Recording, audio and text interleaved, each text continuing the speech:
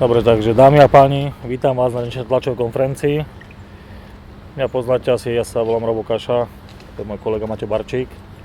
A stretli sme sa tu dneska, aby sme spravili jeden výrazný krok smerom k tomu, aby vedenie mesta, ktoré momentálne vládne v Žiline, aby sa odtiaľto pobralo preč a nechalo Žilinu nám Žilinčanom a nám Žilincom. Všetci viete, že som športovec a neviem prehrávať. A toto rozhodnutie podporiť Maťa sa nerodilo ľahko. Bolo to pol roka tvrdej roboty zo strany mojich kolegov, mojej rodiny, ktorej chcem poďakovať. A priznám sa, že som celú noc nespal. Rozmýšľal som, že či to dáme alebo nedáme. A asi počujete na moje hlasy, že to nie je ľahké. Ide však o Žilinu, nie o mňa, o moje ego. Nejde o to, či ja budem napísaný, že som ja dal gól, alebo Maťo, že dal gól a ja som ma nahral do prázdnej brány. Takže ja si budem končiť, aby to nedopadlo nejakým fiaskom, že chlapi plačú. A iba chcem povedať, že držím Maťovi palce. Verím, že toto je deň, kedy sa láme jedna veľká zmena v Žiline a že z toho všetci Žilinčania budú mať osoch. Ja som veľmi rád, že Maťo so svojím tímom proklamoval všetky moje požiadavky v dohode o volebnej koalícii a to najmä to, čo som slúbil svojim voličom.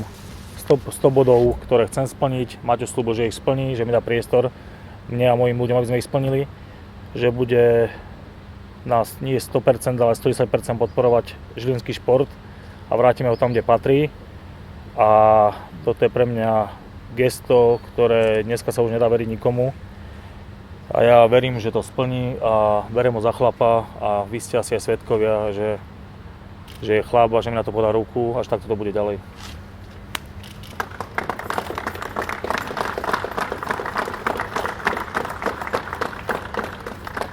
Pohode. Veľmi pekne ďakujem, Robo. Naozaj oceňujem toto veľkorysé športové gesto. Pero je pripravené. My to tu aj spečatíme podpismi. Ideme spoločne zabojovať o zmenu na Žilinskej radnici. Ideme spolu so svojimi tímami sa naozaj snažiť o to, aby Žilina bola lepšia, pretože aj posledné kauzy ukázali, že naše mesto je riadené nekompetentne, unikajú nám 100 000 a nerobí sa v prospech Žilinčanov. Ideme do toho spolu. A ak si všimnete hodiny na kostolnej veži, tak je o 5 minút 12. Takže je tu aj takáto symbolika a ideme vyhrať.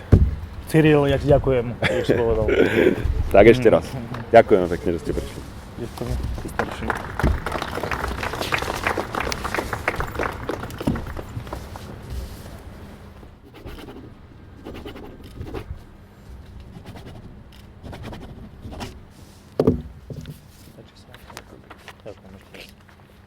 Díky.